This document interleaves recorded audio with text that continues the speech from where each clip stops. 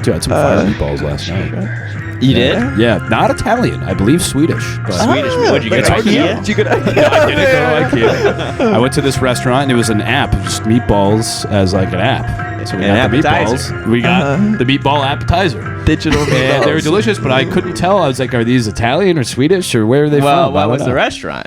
Well, give a shout out. Give a plug to the restaurant. It was Cozy Royale in Bushwick. Great fantastic restaurant. In Bushwick, and it's hard to get a table. But you got on the resi. We put our name in. We put it into resi. We went across the street, had a couple drinks.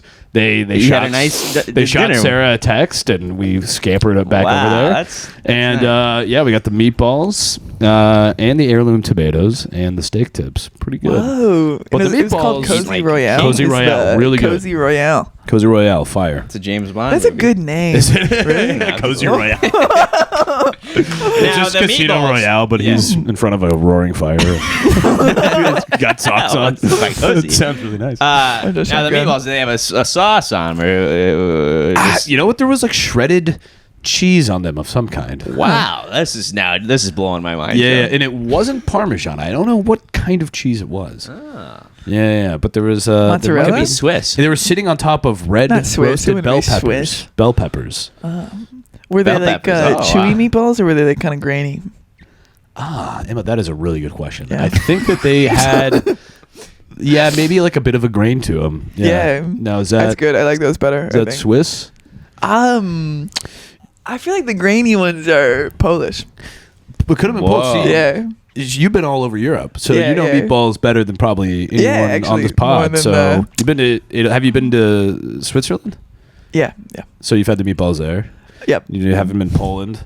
I think I need you to go to this restaurant, try the meatballs, and then tell me Definitely. I can definitely locate. what the country of origin is. Yeah, the country of each meatball. I thought I've about ever flagging tried. down the waiter and saying, "Excuse me, what's the country of origin?" For these meatballs, what's the country of origin? Is this a Balkan grain? Is this a Balkan grain to the ball? I don't. Here's my thing with meatballs. Oh, do tell. You ever get like a piece of like a hard like bone or something? I don't care for that. I don't care for that either, and that's No, why never. I don't like it. You guys have Well, had that's that why I happen? always order my meatballs boneless. Do you have any boneless meatballs? Boneless meatballs, please. Joe, do you know what I'm talking about? There's like some sort of like hard.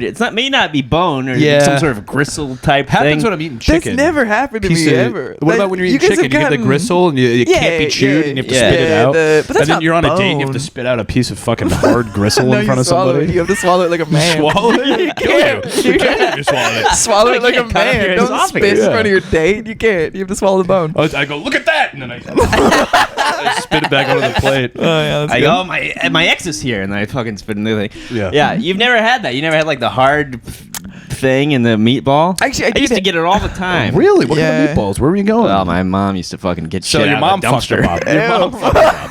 Yeah, my brother, What, my mom. Indiana meatballs? Is that what it is? That's how you yeah. identify an It's the country of origin Indiana there. meatball. Grizzled. The Indiana meatball. Actually, I got a like a street or not a, like street ball. like it's street stick, like a chicken kebab stick Yeah, from a stand, and I got home From the and- stand? No, it was just a stand. from a stand. Kind of near the stand, Yeah. but when I got home, I started sweating and I was having stomach cramps, and I think it was like kind of Yeah. bad. I'm never gonna eat from one of those ever Yeah, again. I kind of steer I clear. think it was a really bad of idea. most stands. at But this there point. was a grizzle piece in there, and I Yeah, had to yeah, spit yeah, it yeah. out. Oh, there was. So you had. I actually okay. felt kind of cool. Like I felt like kind of like I was like about to get on the bus, and I took like the last bite, and it was like. Oh, Yeah, you spit it spitting on on the ground. Yeah, and then it got on the bus. That's and was pretty like, cool. That's pretty cool. That's one of the coolest things you could do. And then Bro, Spit on the sidewalk, and then if you're like smoking a cigarette, and you fucking throw it on the ground. It's two of the coolest things you can Right ever when do. you're going through the turnstile in the subway, flick it behind you. Yeah. inside. at the- Hits an old lady in the head. But then I got home and I had sauce on my face, and I felt really embarrassed that I rode the bus the whole way with fucking sauce on my face. Oh, you man. had sauce on your face. Well, that's also like a staple of being a New Yorker. Right? Yeah. Just Yeah, have you're supposed to have sauce on your You're face. just, shit all to over your have face. Shit all over you. and sauce on your Yeah. face. Shit all over your shit and spit all over you. What are you looking at, lady? Well, Joe, would you like to explain to the people at home what they're listening to? I'd love to, Trent. Well, this is the Echo Chamber podcast, the only podcast where 2 comedians and sometimes 3 read the Wall Street Journal because one of us gets it for free from work. And today we are joined by great comedian, friend of the show, welcome anytime, Emma Dalenberg. Hello. New to New York City. How has your New York experience been so far? It's, I haven't. Actually, yeah, can we just put all of the mics? Yeah. Like a press conference? Yeah. Right. So you've been in New York for like a month now, right? Yeah, pretty much. I mean, it's been, honestly, the timing has been a little insane. Yeah. But I think no matter...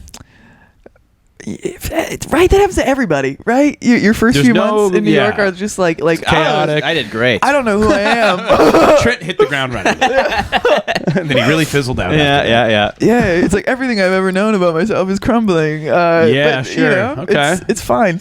Yeah, I moved here in the pandemic, did some of my hardest drinking the first month I was here. Tumbled down the stairwell into a subway one time. Holy fuck. And, Oh, yeah? Jeez. That's what keeps me. So, happens to a lot of people, Trent. Well, Yeah. not to me. I only moved here with a lady and broke up immediately. So. Yeah. And then slept in the same bed. Oh, wow, that's Well, so horrible. she turned the other direction every night.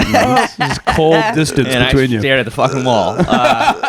Yeah, that's worse, actually. That makes me almost feel better to know, honestly. But yours Well, was you've been here worse. for a month. You got your feet on the ground, and I will say that it's like looking up a lot faster than I thought it would. I feel good now, honestly. yeah, great. Yeah. Well, now you've made it on to one of the biggest podcasts in the city. Yeah, so. I'm fucking One of the most making popular it, bro. podcasts in New York City. That's Let's right. fucking talk Wall Street or whatever. Well, we're gonna give everybody a rundown of the stories that we're gonna be covering today. Trent, you've got 2, right? Yes, I've got 2. Would you like me to start us off? Well, here? no, I'll start us Oh, off okay. since you only have 2.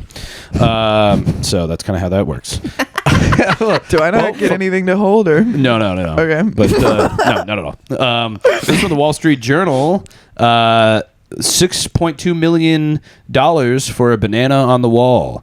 Talking about modern art. Yes, I've seen this. I've heard about The this. biggest new piece of modern art is a banana duct taped to a wall. It sold for $6.2 million. Wednesday. Yes. So when someone buys it, do they just have to rip it off the wall with the? We'll get into it. We'll get into it. This is just the rundown. We're not. We're not going to dive in yet. We're just giving kind of like a rundown of what we're going to talk about. Okay. So in my next story, people, they're changing their eye colors through surgery. Wow, changing Yes. their eye colors. All right. Well, Germans face a harsh truth. Foreigners are faster on a forklift. The cultural. Is that real? Yeah. It's from the Wall Street Journal. Cultural identity crisis. They're not the best at forklifts. Oh no. Yeah, so we'll hear all about that as well. Jeez. I mean, duh. Germans are all like thinking about safety and the rules and stuff. You Yeah, know? they're also so precise. wow. I think forklifts are about being reckless. Okay, I'm getting too in already. We'll get into it. Sure. And well, in my final story, not our final story, my final story, scientists, they're trying to revive a fucking extinct species, but people are saying it's just a different type of zebra. I can't wait to hear more about that. Well, the final story of the podcast, Disney fans, Disney adults, they've been priced out of Disney. They're settling for mini golf. Wow.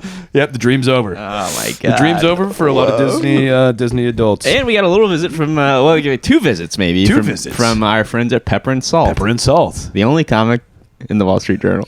the signature Wall Street Journal comic strip.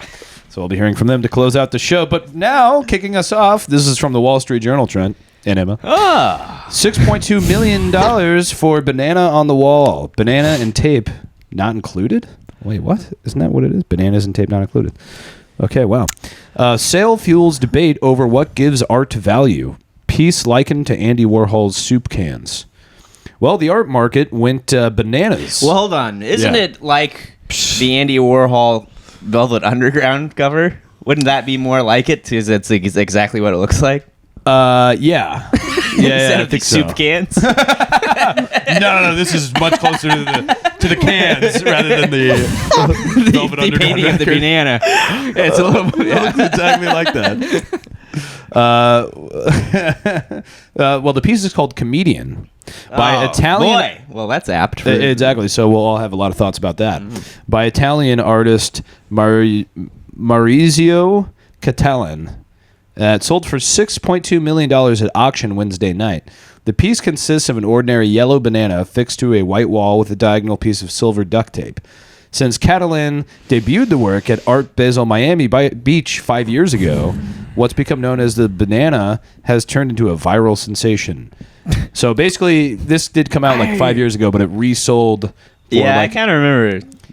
It sold then for like $150,000, and it just resold for $6.2 million. Wow. Bro, this is only okay. This is like, but this has been done. Like, this is in Cologne, Germany. There was like an artist who like had like a banana was like his like symbol thing, and in that city, there's a banana like that painted on the wall outside of every single like museum, and it's like angled like that. It's just a banana on the wall, and that's been there for like 100. Like, that's not even original, you know. Well, you know what they say: good artists copy, great artists steal. Pablo Picasso. That. Yes, I've heard that. Pablo Picasso. So you don't have to be the first. I guess it's a real banana though, you know. But then they have to keep changing out the banana. It's not a real banana though. No, it's a real banana. Yeah, and they do change it out. So then how do you fucking buy it? Well, you can buy anything. Doesn't make sense, man. It's the banana is reigniting a long-running debate about the value society is willing to place on an everyday object simply because an artist calls it art. Huh. Marcel Duchamp, familiar with this guy, famously kickstarted the argument in 1913 when he mounted a bicycle wheel to a stool. I thought it was him signing a toilet seat was what kickstarted this. Well, I don't know. I'm not familiar with this piece, the bicycle. Are you questioning the Wall Street Journal? Well, they seem to be off twice now with the Andy Warhol comment. Yeah, this seems to be. Also, the Marcel Duchamp thing is famous for he signed a toilet seat and called it art. Really? I didn't know that. He was the first guy to do this back in 1913. Yeah. Well, the Periton Gallery originally sold Catalan's duct tape banana in addition to 3 plus 2 artist proofs or early prototypes, so 5 bananas in all, for between $120,000. Yeah, I mean, you get that at the supermarket for about $1.50. Right, yeah. But some idiot bought it for $150,000 in 2019. Well, on Wednesday, Sotheby's in New York estimated... Sotheby's. Oh, right. What is it? Sotheby's. Oh, you're a bit more of a connoisseur than that. I like Sotheby's better. I think. I like the way that sounds. It looks like Sotheby's today. Sotheby's? Yeah. Sotheby's. Estimated You gotta say it with accent. Sotheby's. example from this bunch would sell for at least $1 million, but at least 7 bidders chased it far higher, all the way to $6.2 million. Jesus Christ. Ultimately, it sold to Chinese collector Justin Sun, founder of cryptocurrency platform Tron. Fuck him. Yeah, fuck him. He intends to pay for the piece in crypto. How cool is that? Oh, God. Yeah. What do we mean? Like intends to? You know, like he's not sure if it's crypto's gonna. he's you buy it at auction, you don't pay for it right there. Yeah, they're signing contracts. And Oh yeah. all This that process. By then, the banana is gonna be brown. Yeah, I know. Yeah, they're gonna switch it out, so they do switch it. The artist said he came up with the idea of taping a banana to a wall after wearying of seeing a surfeit of big splashy canvases dominating the art fair circuit. I didn't understand a word in that sentence. They use, I don't know what surfeit is, but basically he got tired of seeing paintings. Yeah. And then he said, what would really cut through the noise? Well, he decided that would be duct taping a banana to the wall. Is that really how they wrote it? Yeah. Sotheby's marketed the fruit as a pinnacle of artistic achievement on par with Andy Warhol's soup cans, rather than as a bread and circuses distraction. I've never heard of bread and circuses. In the run-up to its... I was gonna say. Yeah. This article, Bread and Circuses Act Society, with their goddamn paintings. Yeah. Well, so you mentioned the banana. So to keep a work made of real bananas intact, the artist enlists the work's owner, who receives at least a 14-page sheet of instructions that doubles as a certificate of authenticity, to continually refresh the installation by buying their own supply of new bananas and tape. That's so funny. One stipulation is that the bananas... The artist has to know what they're doing, right? Like, they're just it's all ripping off definitely this bullshit, rich guy right? with like an endless task. So they have right? instructions. The banana has to be pointed to the right, not the left, when you reinstall it. So that's part of it. Now, does he get the wall? No. Not for fucking $6.2 million. No. He's got to use his own wall. You get a piece of duct tape and banana, and then you have to refresh both. Bro, you know the rich dude's just gonna get sick of it and they're just gonna throw it away after 3 exchanges. Well, here's what I don't understand. That's going in the trash and never being put up in the house. There's no I way. get why people spend a ton of money on meaningless art because it's a tax haven. So if you buy like a Picasso, you just leave it in a warehouse. It's non-taxable. It's a write-off. It's a write-off, and then if anyone ever comes after you, they can't recollect. They can't seize your art. Oh, really? Yeah. They can seize your house and your boat, but they can't seize your art. That's something they can't take away from you. They can't take away from you. So Yeah. all these people buy all this art, but this is you can't really keep this in a warehouse. Like I don't know, it's a perishable good. So Right. But you have the certificate, I guess, is The instructions. Anyway, And you can always put one instructions. up, you know? Like it's like, you could just put one up. I think as long as you have your instructions, you just put a banana on the wall and you're maybe good. I'll put a banana on the wall, and if the IRS comes after me, I could say, you can take my house, you can take my boat, but you can't take my You goddamn. can't take my banana. Yeah. Shove that banana up your fucking ass. Yeah. Well, this is from the Wall Street. Start over. It confused me. The banana thing? Yeah, the banana thing. I don't understand anything about it, and I don't care to learn more. This is from the Wall Street Journal. Headline: Patients look past risks to change eye color. Okay. Now here's something we can all understand. Jason Jimenez. Well, he had brown eyes when he walked into New York clinic last month. He walked into Sotheby's. Sotheby's, yeah. Sotheby's. When he emerged a few hours later, they were light gray. Wow. How do you do it, Trent? Well, I'll tell you, Joe. The 39-year-old real estate agent, bullshit job, is among a growing number of people who have permanently changed their eye color through cosmetic surgery. Many doctors say the surgery hasn't been proven safe and warn it could cause lasting damage. Some people getting the procedure say they want to look better and feel more confident. Oh, okay. I don't know if that's in the eye color, man. What'd you say? I don't know if that's in the eye color. Yeah. I've never seen a lady and be like, oh, she's so attractive. I wish she just didn't have brown eyes. Right. I've never looked in the mirror and said, you know what I missed? You know what my issue is? Yeah. My eyes are blue, not brown. Yeah. Like I get noses. I get why people get those fixed Sure. up and It's definitely not my whatnot. love but, like, handles. Right. It's my eye color. My life would be so much better if my eyes were light gray. Yeah. Well, Trent, now you have 2 different eye colors. I do. And how has that been? How has your journey, personal odyssey, been with that? Fantastic. Has that gotten in the way of perhaps your My love life? your love life, or your self confidence? Because I mean, between you and me, don't take this the wrong way. If I had 2 different eye colors, I'd fucking off myself. Is that right, Joe? Oh, I definitely fix one. You never thought about making one the same color as the other? Never gave it a thought. No. Yeah. I think it makes me unique, and quite frankly, I like being unique. So. Maybe you like to conform and fit in, but that's not me. That's in my bag. Yeah, it's not quite your bag. Others did it to look more like family members. What the fuck? Idiotic Who gives a shit about that?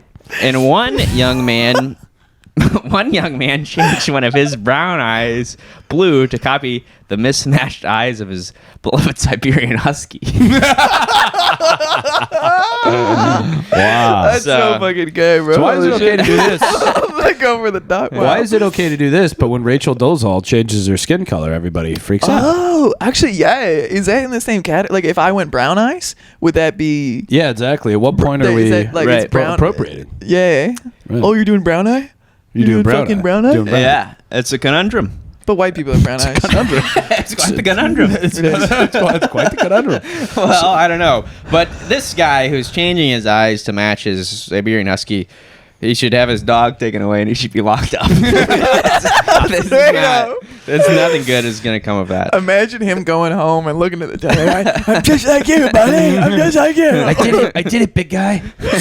Look at me in the eyes. Look at me in the eyes. Well, to lighten Jimenez's eyes, Dr. Alexander Mavskovich, fucking dirty Russian, used a laser to cut donut-like tunnels into his corneas, the clear outermost layer. The surgeon used a tool to widen the tunnels before filling them with dye. Ugh. Yeah. Oh, This has so gotta it's- fuck so up it's your eyes, dye? dude. Like they. Oh. Does it last forever? Well, nothing lasts forever, not even cold November rain, but I think this does, yeah. It's the procedure known as Awesome. the procedure known as keratopigmentation Bullshit procedure. or corneal tattooing was completed in about half an hour. The effect was immediate. Immediate. Immediate Wow. effect. You have to wear an eye patch, perhaps, to recover. Like Jay Leno. Yeah. You guys see that? Yeah. He fell down a hill. Fell down a hill? Yeah, he was taking a shortcut to a restaurant. And he fell down a 60-foot hill. Walking over up a hill. He's 60-foot hill. He had a big That's a bruise on big his one, face. man. Yeah, he's got an eye patch. His An whole eye patch. face is fucked up. Yeah. Oh man, I would pay so much money to watch Jay Leno roll down a hill, bro. Holy shit. What do you think that sounded like when he fell? Oh, did you hear about this? It was like a cartoon sound effect. He wears a toupee, Oh, right? jeez. He's got a. Yeah, I believe he wears a tube. That was up on the top Really? of it. You think so? Right? I don't think you can have hair like that still at Yeah, I that mean, he's got to be like age, right? 80 years old or something. 70. I don't know. Is he 80? Nah, he's probably like 70. He's 70, yeah. Yeah. I think he Yeah. wears a tube. For sure. I think it's his real hair. I like that abbreviation. I call it a tube. A tube. Yeah. Quote, I see it as an enhancement, said Jimenez, who lives in New Jersey. People get their teeth done, Of course they get people in New implants Jersey are doing it then. and Botox. If it's something that can make you happier, make you look better, then why not? Maybe Why not? because Well- of the risk of blindness. Yeah. I'd Yeah, say. the risk of blindness. Blindness. I'm sure exorbitant cost of the procedure. Yeah, we'll get I into how just much don't it think costs. why not is the question. It's like a, you know. Ah, fuck it, why not? Fucking why not? Give me fucking red eyes. Yeah. Moskovich is among a few U.S. doctors who offer the procedure. The garrulous ophthalmologist who immigrated from Russia was the first doctor in the U.S. to offer keratopigmentation for non-medical reasons. Now, is it legal? Do you need a license? Does it can someone be like, hey, you can't do this? Well, I think I can assume it's legal because they're covering it in the Wall Street Journal. And he's saying, "Hey, I do this." The research is still out. Yeah, the research is still out. Quote, people said I was crazy, but in Russia, they say if you're not brave, you don't drink champagne. Oh. Whatever Is the that what fuck they that say there means. over there? I don't know how that... I almost feel like people who drink champagne aren't brave. Right. They're Wait. coffee fucking Right? cucks. Yeah. Like, oh, we celebrate? Like, okay. Champagne. Yeah. I don't know why I'm being an How that asshole applies today. to changing your eye color. How that saying applies to changing your eye color, I don't really know either. Yeah. Anyway, he treated about 15 patients in the first year. This year, he has on track to treat 400. He charges $12,000 per surgery, and it's not covered by insurance. You know what I think is brave? Accepting yourself for what you are. That's the ultimate form of bravery. And I'll drink champagne to that. Cheers, Joe. Yeah. I love my eyes. I'm going to keep them forever. Quote, I'm very surprised. And in the 2010s, doctors in Europe began experimenting with the procedure for cosmetic reasons. Many eye specialists say it is irresponsible for doctors to perform the procedure. On evidence, on people with healthy eyes, the benefits might outweigh the risk for patients with diseased corneas, but there isn't enough evidence to say the same for healthy people, critics say. Quote, I'm very surprised that these surgeons are doing this in the United States. They are taking a risk, said Dr. Guillermo Emisquea, who an ophthalmologist professor at the University of Miami. But the Russian guy's like, what's the big deal? I mean, in Russia, you're not brave, you don't drink champagne. you don't drink champagne. We change eye color. The American Academy of Ophthalmology warned patients in January that cosmetic keratopigmentation carries serious risk for vision loss and other complications, including light sensitivity and bacterial or fungal infection. The safest way to lighten the appearance of eyes is with prescription contact lenses. You just stare into the sun. You stare into the sun, you wait for the eclipse. They get light as can be. They- Maybe they get darker. I don't know. I think they've They turned get darker. Oh, I would assume they would go bright white. Well, no, because I think if I you're in think the they, like, sun, your burn. skin gets darker. Same with your eyes. So you actually want to go to the North Pole and have no light No, at I all. heard south, actually. or South Pole, Yeah. and no light at all, and then they'll get as light as can be. Yeah. Yeah. Well, So that's what I I mean, think. or you could probably $12,000 to this Russian. It's guy. 12 grand. Yeah, that sounds about right. Yeah. 12 out of 40 patients in 2021 study published in the journal Cornea complained of temporary light sensitivity. 5 people said the pigments had faded or changed in color. 1, who had previously had LASIK, a type of vision correction surgery, developed a condition that caused their corneas to thin and bulge. Yeah, if you've had LASIK, let's not change all- the fucking color of your eyes. I was. I mean, your It's eyes all- are already fucked up. Oh, that'd be horrible if your eyes start bulging. Like, what do you do? Like, can you close your? Like, hey, honey. Yeah, it's my eyes are thin and bulging, but at least they're light gray now. So it's all worth It's not it. the only thing I got that's thin and bulging. Whoa, Joe. Nice. We like to joke around on the pod. Yeah. Lucia Inman Valero, a 36-year-old artist Bullshit in job. Indiana, Yeah, tape a fucking banana to the wall. said she tape of banana to the wall, honey. She said she remains sensitive to light after undergoing 2 surgeries by Moscovich last year. She got the second procedure because she wanted her aqua-colored eyes to really pop. Really? I want you to take what I already have and give it a little zhuzh. Yeah. Make them pop. Make them really pop. Quote, I don't want them to look natural, Inman Valero said. Right. And why would you want that? She spent months researching and consulted with her ophthalmologist before deciding to get the surgery. Inman Valero says she sees her appearance as an extension of her artwork, give which me a includes fucking break. hyper-realistic Yeah, that's kinda cool. wildlife paintings. Oh. Sounds pretty cool. Yeah, she doesn't sound vain at all. I am my art. How much Well- does like an ass cost to get like a? To get like your ass An redone? ass? Yeah. Oh, you get an ass for like $3,000 probably. Yeah, $3,000. Okay. Yeah. Seems like Once the eyes, price comes down 12 on grand. fucking dick enlargement, it's pretty- everything. Anyway, next story is from the Wall Street Journal. I think the Trump presidency, it's really about to drop. You know? I think that's one of the so too. Yeah, dick that's going to be the enlargements only are thing they're gonna working on. Be very accessible. Germans face a harsh truth. Foreigners are faster on a forklift. Wow. Country's prowess on the industrial vehicle has long been a point of national pride. Really? Yeah. National pride, I think they have. Well, they get them on the fucking Autobahn. They fucking they drive those things like maniacs. These guys should take it easy with national pride. All right, how do you say that, Emma? What's that city? Where? Right there, the first word. Aschaffenburg? Aschaffenburg. All right. Aschaffenburg, Germany. Aschaffenburg. That's where Yeah. this is written. Benjamin Danker climbed into a 5.5-ton forklift, buckled the seatbelt over his lederhosen, and sped off across the arena. His goal? To complete an obstacle course requiring his 4-person team to build a tower made of foam pieces and move it across the finish line within 9 minutes. Deliver the tower faster than the Chinese drivers, and the Germans would move up one step closer to winning the Stapler Cup, the most prestigious global forklift racing event. Quote, the Chinese team is calm and they're concentrated, said German sports commentator Christian Strasburger. They want to show us something here. More than a competition was at stake. Germans have long sat comfortably atop the world of competitive forklift driving, a point of national pride. There are songs, tattoos, and fully functioning kids models dedicated to the humble industrial vehicle. Tattoos. The best drivers are treated like rock stars. Now, is that true, Emma? You spent a lot of time in Germany. Oh yeah, those Yeah, the forklift forklift driving drivers. rock stars. Oh my god, what a Yeah. treat to run into one of them. You dated a forklift driver for a Oh while. yeah. Would always be wearing a fur coat. It was kind of excessive, Yeah. You know? You got a bunch of fucking forklift Yeah. driver posters on Had a your wall. grill and with stuff. like little Yeah. made out of forklift metal. Actually, That's fucking sick. Well, that'd actually be pretty hot. yeah, I mean, that sounds kind of tight. Jorg Klossinger, 2-time Stapler Cup champion, chalks up his country's success to a fundamental German trait.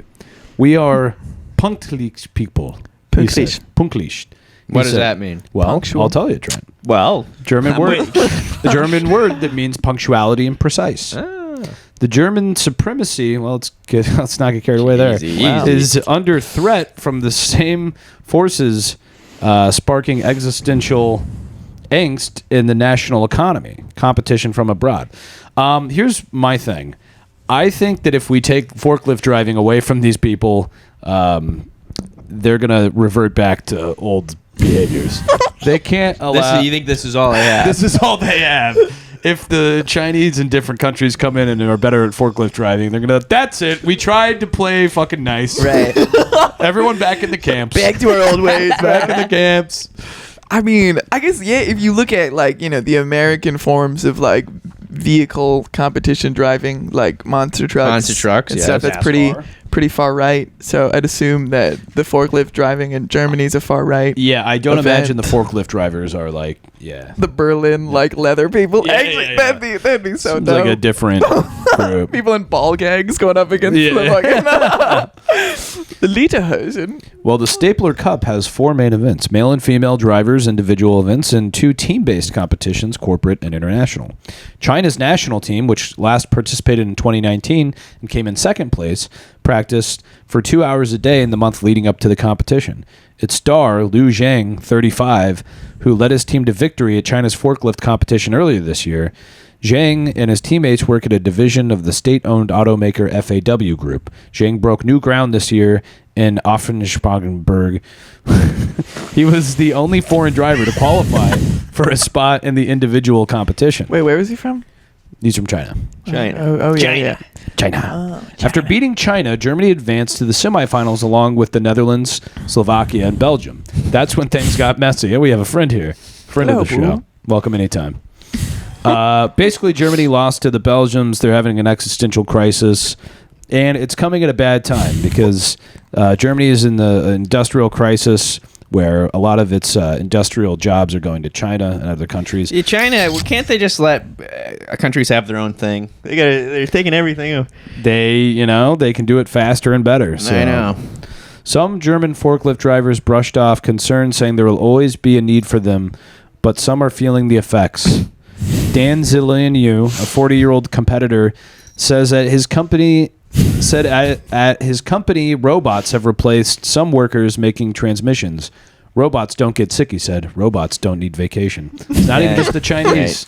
It's the goddamn so robots, fucking too. 20 years, we're going to be watching the fucking professional robot Forklift drivers. driving. BattleBots all over. BattleBots. Damn. Well, I like BattleBots. I mean, that I sounds think that's a good... BattleBots. more entertaining to me than a Yeah. bunch of Germans driving. I'm going to be real. You know?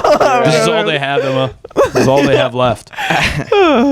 Damn. Well, this is from the Wall Street Journal. The Wall Street Journal. Headline: Did scientists reverse extinction or breed a less stripy zebra? That's the technical term. Less stripy zebra. That's A awesome. quest to bring back the quagga Why? Why are we bringing it back? is being celebrated, but not everyone is Why impressed. not? It died for a reason. Yeah, I agree. Let it be dead forever. Yeah, survival of the fittest, man. If you're Yeah. out, you're out. You're Yeah, done. that's what I'm saying. No second chances. Yeah, Dateline, Cape Town, South Africa. If it looks like a quagga, gallops like a quagga, and barks like a quagga, then it probably is a quagga. That's I've sound always logic said to me. Hey, listen, if it barks like a quagga, it's a quagga. Or is it? Oh. That's the next sentence. Oh, well, maybe not. But I thought- Scientists and conservationists here say they've brought a zebra-like mammal back from the dead, giving the quagga a major win over the more famous woolly mammoth and dodo bird in the global race to bring animals back from extinction. It's like there's no limit to things that they'll spend time on in science besides curing cancer. Yeah. Like, 100%. what if we bring back an extinct zebra? that nobody even No has one ever heard wants of? or asked for? Yeah. Have you guys ever heard of this animal, the quagga? What does Never it once. add to the That's world by nothing. bringing it Absolutely nothing. We back? Food for lions. that or the woolly mammoth or the dodo. I mean, who gives a fuck? I hope they're all rotting in hell. I mean, the woolly mammoth. Woolly mammoth can fucking rot in hell. I spit on the woolly mammoth's grave. Eat shit and die. No. Same with the bro. dinosaurs. I hope they're all rotting in piss. Yeah, if you fucking get knocked out, same with the fucking koala bears. Yeah. If you don't want to fuck, then God, go ahead and die. If you Yeah. don't want to fuck each other, one of the only few fun things left there is to do besides eat bamboo for you people, then fucking go ahead and die. 100%. Couldn't agree more. But not everyone is celebrating. Detractors of the nearly 4-decade quest took 40 years to do this. Insisted it has produced 40 years. It has produced nothing more than a skin-deep knockoff. Quote, they're effectively just making a zebra less stripy. Oh, that The hurts. stripes are the only to fun get that parts of the review, zebra, you know? right? Otherwise, it's just like a fucking dumb-looking horse. Yeah, it's a stupid horse. Well, it seems like the. It's just a stupid but horse. it Stupid barks, asshole horse. Dude. They said it The barks. quagga barks, yeah. That's kind of cool. A zebra that barks. with no stripes? Yeah. Let it die. I guess, yeah. If it's barking, I want it to have full stripes. You know, like it needs to have full double stripes. Yeah. More stripes, please. Yeah. Actually, why would they not make a zebra with extra stripes? Extra. Well, I think it's the just a zebra has horse, a lot of probably. stripes. You know? You could double those up, make them thinner. Get 2 for 1. It's a real tribute. But to at what zebra. point It's are they pretty cool. so thin they become a? Well, I'm saying that's a horse or a donkey. You know, Yeah. it's like it's an extra stripe. Well, you gotta have zebra a new color. because it's just solid. Red stripes, blue stripes. I think they should Sort of dye Blue Lives their Matter. eyes a different color. That's not a bad idea. That'd be pretty cool. Quaggas were once endemic to southern Africa, but aggressive hunting decimated their population. The last known quagga died at the Amsterdam Zoo in 1883. Not even at home. No, not even at home. That's brutal. They died at the damn zoo. Unlike the Dutch. zebras. Well, that's it, folks. Well, that's so sad. That about all wraps she it up for the quagga. That's how they handled an endangered species back then. They put the last one in a zoo. Luckily, we have zebras, which are much cooler anyway. People fucking throwing ice cream at it. Dance. Wake Bark. up! Bark, bitch. Unlike zebras, quaggas only have stripes on their heads, necks, and sometimes backs. So it seems like they're pretty similar to the zebra, actually. That's like all you see of a zebra. Yeah. It's back, its neck, and its head. Their hindquarters were generally stripeless and brown, while their belly and legs were white. Okay. Sounds like a fucking ugly Scum. son of a bitch.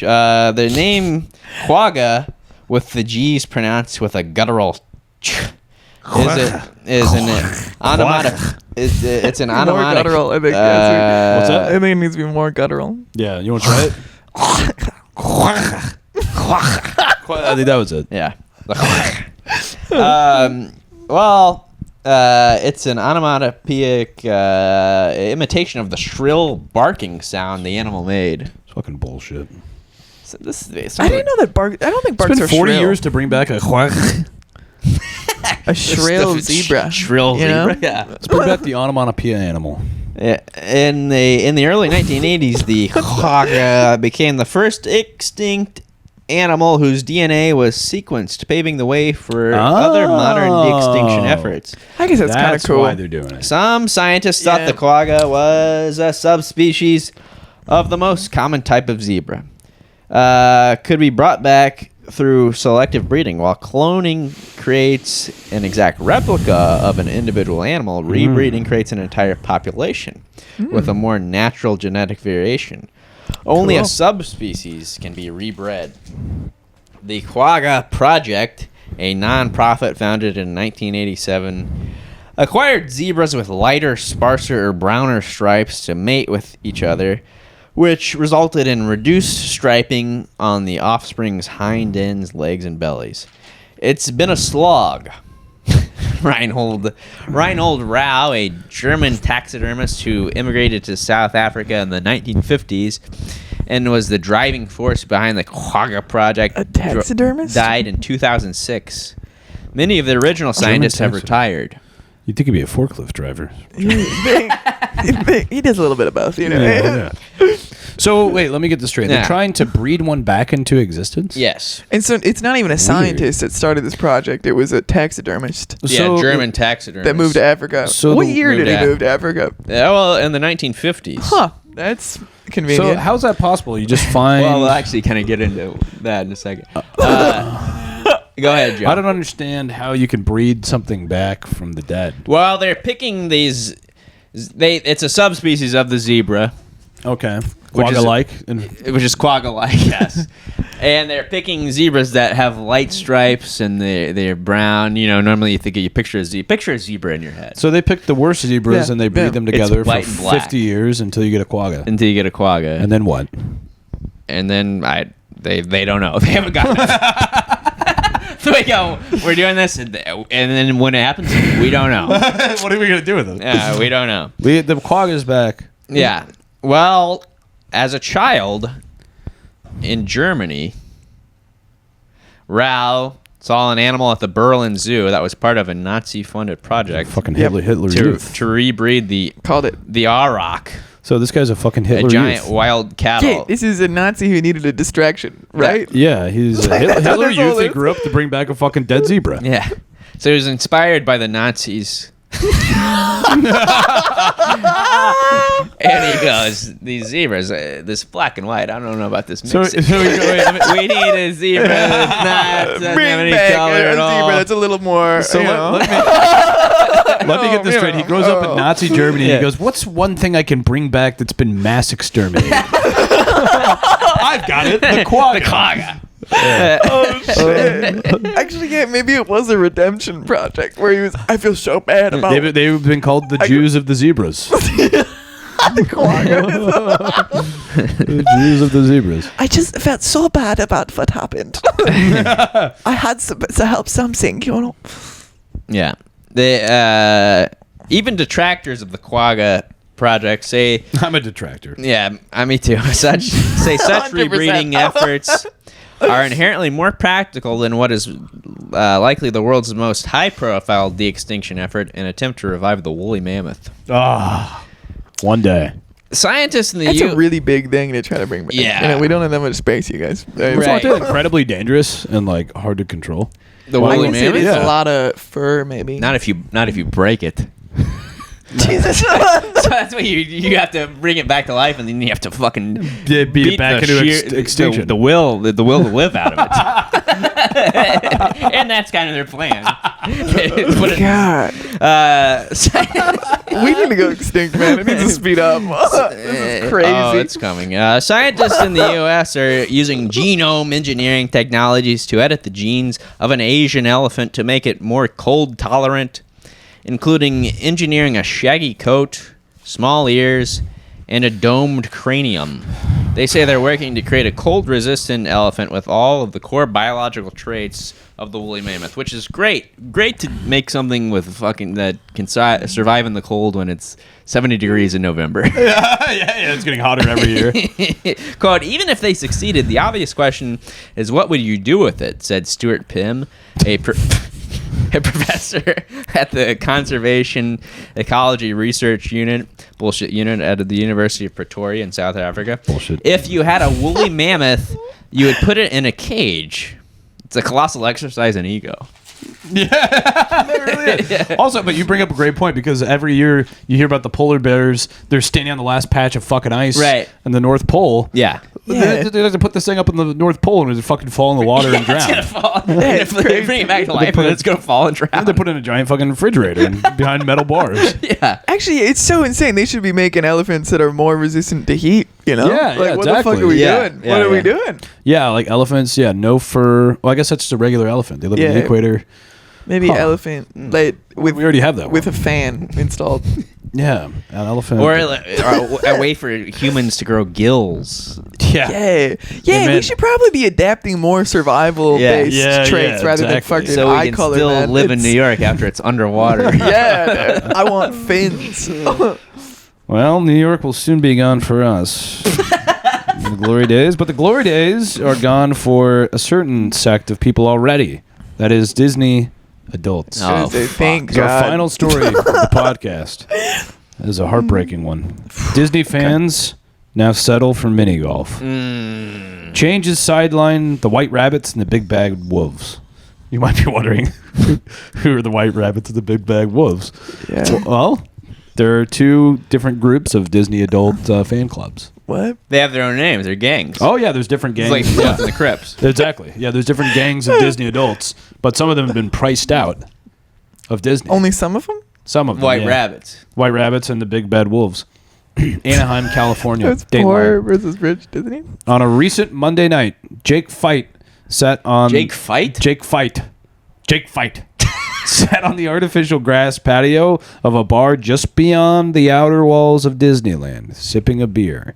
Around him, picking at trays of pizza, sat about a half dozen stalwart members of the White Rabbit Social Club, one of a shrinking pool of Disneyland-obsessed fan groups. They're facing complete extinction. Oh my God. Oh no! We have to genetically bring them back. It's like the quagga all over again. It's the quagga all over again. Do you guys plan this? Well, like the Nah, quagga, it just works out like It that. just works out. It's pretty cool. They, like the quagga, they once roamed the parks. Yeah. Packs. They made shrill barks. That numbered in the hundreds. But they've lost their appetite for magic in recent years after the ticket price hikes and reservation system changes. Quote, "The scene is just not what it used to be," said Fight, a 48-year-old audio engineer from Apple Valley, California, who works part-time at a mega church. What? What a piece of shit. You fucking idiot. The scene's not what it used to be. Fucking, dude, lose your virginity, man. The White Rabbit's co-founder said these days the group is lucky to get a half a dozen members to show up to a Sunday fun day hangout in the parks. It's really sad, he said. Large group hangouts have been complicated by Disney's introduction of a strict online reservation system for theme park admissions when parks reopened after the pandemic. Pandemic ruined everything's Disney online. adults.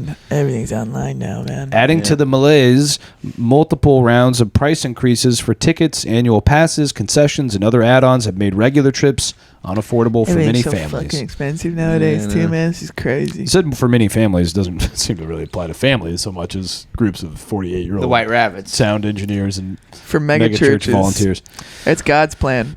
Well, there's other groups. The Inside Outers, a social club named after the Pixar movie in which a preteen girl explores her emotions, has traded theme park They're socializing. all 40 years old. They're all 40-year-old men. Well, they've traded theme park socializing for mental health advocacy. Oh, good. They got priced out, That's good. and now members That's make really inspirational Instagram post videos and urge people struggling to seek counseling, which is something that they should have been doing from the beginning. Probably. Inside Outers also sounds like such like a pedo name for a group of It is a very pedo name. Yeah. adults. I don't like that. It's very funny that they can't afford to go to Disneyland, and now they're forced to reckon with their mental health issues. Everybody has their own addiction, you know? That's true. For some people, it's riding the... I can't think of a single ride. Riding the Captain Jack Sparrow ride. Yeah. Well, the big VR bad, edition. Yeah, the Big Bad Wolves, founded by members of Southern California's rockabilly subculture, now Jesus gravitates towards lower cost outings like bowling.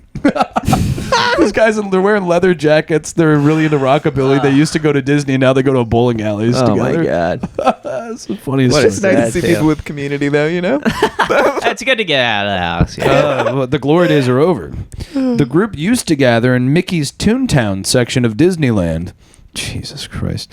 Many wearing chain wallets and Elvis Presley pompadours. On one of the park's informal dapper days, men wore muscle shirts while women donned red poodle skirts, mugging for photos and miming swing dance moves. We looked good. We felt good. We rolled deep. Jane Goodfellas. Said Jesse Cosio, a 33-year-old construction project manager from San Bernardino, California, who joined the Big Bad Wolves with his wife in 2016 in what is nothing short of a midlife crisis. On the anniversary of the club's founding a few months ago, the group planned a theme park visit but skipped Disneyland in favor of Castle Park in Riverside, California. Castle Park.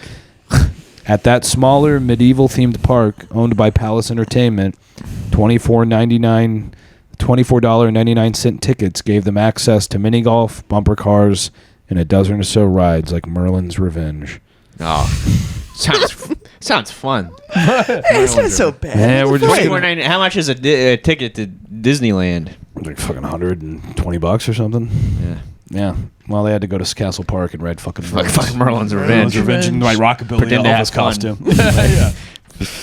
We're the Big Bad Wolves. Now we're the tiny little. We used to run this fucking No, town. we're the tiny little poodles. Little puppy bitches. You go. Quote, everyone could afford it. You didn't need a reservation, and we all had a good time. Many social club members say the friendships made between 2014 and 2019, what many call the, quote, golden age of Disney social clubs, will outlast the changes at Disneyland. So that's kind of a silver lining. Well, that's great. That's good. Jason Palmer, a 48-year-old delivery truck driver from Rancho something, California, met his wife, Christine, on a singles website for Disney adults. Oh, and I can't think anything. I can't picture anything worse than that. I'd rather be caught on the dark web than a singles Disney adult website. It's like the sadness of just meeting your wife on a Disney adult single website and then having that compounded by the fact that they've been priced out and that they're in a bowling alley now. Bowling is the fucking saddest arc I've ever fucking heard in my life. Really like, good. It was already so sad. A24 film though, dude. Yeah. I would love to watch that. Yeah, this should be. I mean, this should be like a. There's a plot. movie. There's a script waiting There's to a happen. whole script here.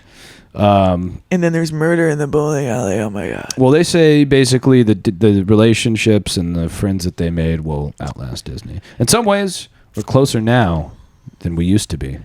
That's what it's all about. Really, that's what it's all about. Wow. So kind of an uplifting into kind of a human interest piece that I think we can all relate to quite a bit. Deep dive human interest piece. Deep dive human interest. About the white Sometimes- rabbits, the big bad wolves. You just gotta change your plans, right? You know. That's right. Yeah. You know, life comes at you fast and you don't know what it's going to give you. Sometimes about you're rolling riding with the the ride. punches. Sometimes you're throwing a ball. It doesn't Yeah. matter as long. It's about the people you're doing the things with. And it's about your beautiful wife, Christine, that you met on a Disney adult singles website. Your fellow big bad wolves. Who doesn't sound like a nightmare of a person?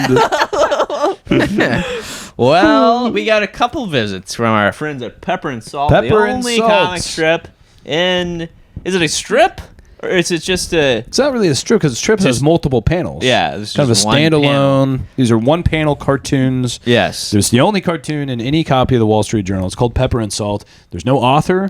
There's rarely. Sometimes there's an artist signature, but Sometimes there isn't. And. This is cute. And I'm hoping one of you can help me figure this one out. I'm hoping that one of you guys can help me figure mine out as well. So it's 4 people. They're all wearing togas, and one guy's got a beard, and he's It's got a beer. a beard, Oh, okay, got it. and Beard. Well, I'm sorry, I didn't hear it. well, I'm sorry, it's okay. And he's picking a fruit from a tree, and it says round. Heavens no, I'm saying the earth is full of orange juice. Wait. All right. So 4 people in togas. One guy has a beard and he's picking a fruit from a tree. It's definitely holding an orange, right? Yeah, Okay. it's an orange. And then it says he's holding a fruit from a tree. Round? Heavens no. I'm saying the earth is full of orange juice. Okay. So it's like. Now, is this a religious thing? Because I didn't grow up religious, so I don't. Maybe it's something I don't. So I don't he's understand. I think it's just a educating the bad other joke. people. Oh, you think it's a bad joke? Yeah.